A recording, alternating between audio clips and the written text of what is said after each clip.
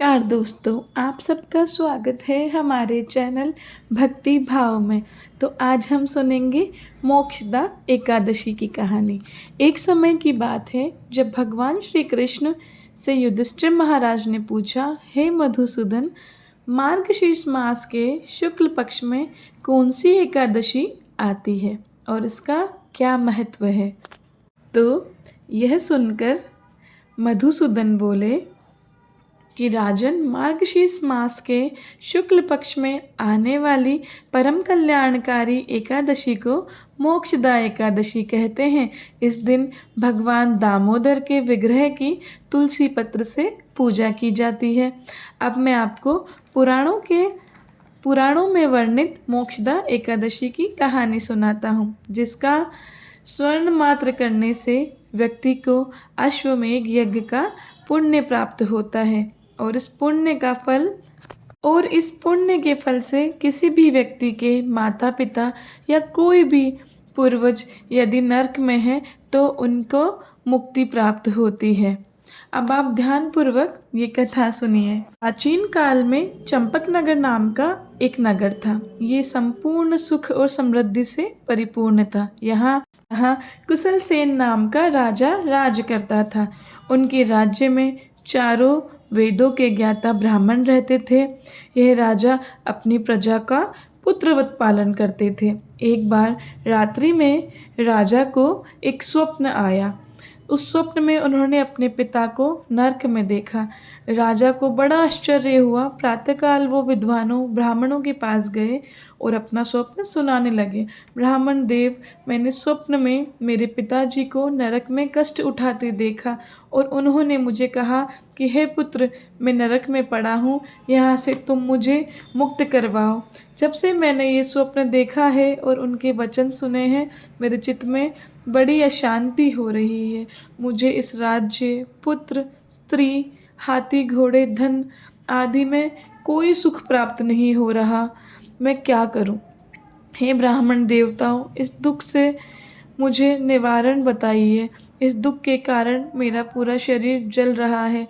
अब आप कृपा करके कोई तप, दान, व्रत आदि ऐसा उपाय बताइए जिससे मेरे पिता को मुक्ति मिल जाए। ऐसे पुत्र का जीवन व्यर्थ है जो अपने माता पिता का उद्धार ना कर पाए। एक उत्तम पुत्र जो अपने माता पिता व पूर्वजों का उद्धार करवाता है, वो 1000 मूर्ख पुत्रों से अच्छा है। जैसे एक चंद्रमा सारी जगत में प्रकाश देता है, परंतु हजारों तारे नहीं कर सकते। राजा की यह बात सुनकर ब्राह्मण बोले, हे राजन, यहाँ पास ही भूत भविष्य के ज्ञाता पर्वत ऋषि का आश्रम है। वो आपकी समस्या का हल ज़रूर करेंगे। यह सुनकर राजा मुनि के आश्रम गए। उस आश्रम में अनेक शांतचित्त योगी और मुनि तपस्या कर रहे थे। उसी जगह पर्वत मुनि बैठे थे। राजा ने पर्वत मुनि को प्रणाम किया। मुनि ने राजा से कुशल सेन के समाचार लिए। आगे राजा ने कहा, महाराज, आपकी कृपा से मेरे राज्य में सब कुशल मंगल है, पर अचानक मेरे चित्त में शांति नहीं है।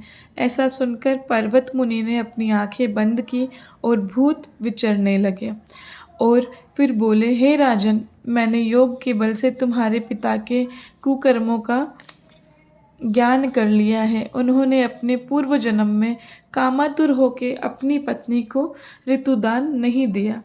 उसी पाप कर्म के कारण तुम्हारे पिता नरक में पड़े हैं।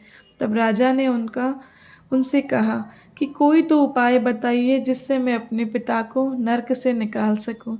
तब ऋषिवर बोले, राजन, आप मार्गशीर्ष मास की मोक्षदा एकादशी का उपवास करें और इस उपवास के पुण्य को अपने पिता को समर्पित कर दें, जिसके प्रभाव से आपके पिता की अवश्य मुक्ति होगी।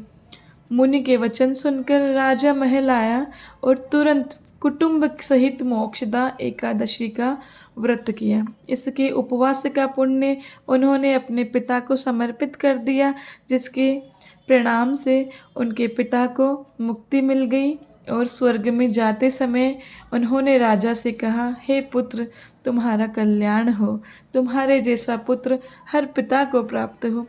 यह कहकर वह स्वर्ग चले गए। ये माना जाता है या ये कहा जाता है कि मार्गशीर्ष मास के शुक्ल पक्ष की मोक्षदा एकादशी का जो व्यक्ति व्रत करता है उनके सारे पाप नष्ट हो जाते हैं। इस कथा को पढ़ने या सुनने मात्र से वाजपेयी यज्ञ का फल मिलता है।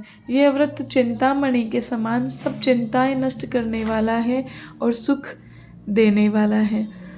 अगर आपके जीवन में भी कोई कष्ट है या आपके पूर्वजों को कोई कष्ट है तो आप इस व्रत को करने से, इस कथा के स्मरण मात्र से उन्हें मुक्ति दिला सकते हैं। तो बोलिए कृष्ण कन्हैया लाल की जय हो।